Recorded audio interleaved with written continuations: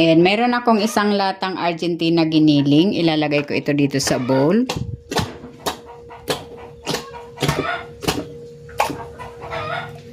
Ilalagay ko na dito itong sibuyas, carrots, at itong spring onion.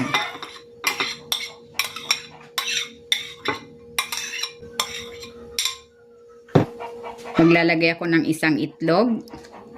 Maglalagay ako ng harina. Asin.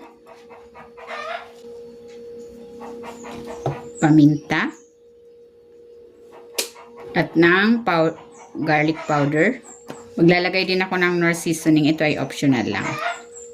And then, hahaluin ko na ito. Kung hindi ka pa nakapag-subscribe sa aking channel, please subscribe at i-click mo na rin ang notification bell para lagi kang updated sa aking latest recipes.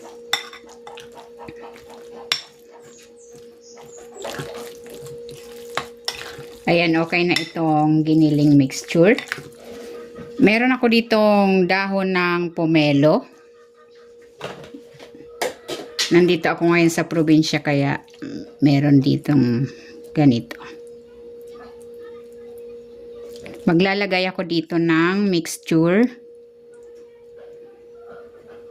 Yan, pupunuin ko lang yan.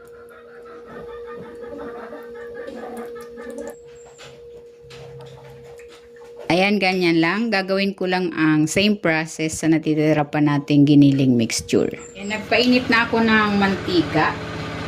Magsasalang na ako.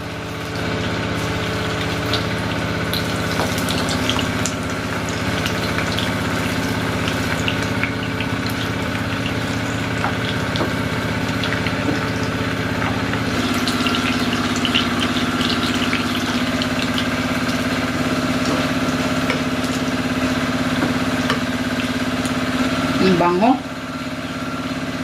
Kakaiba yung aroma ng dahon ng pomelo.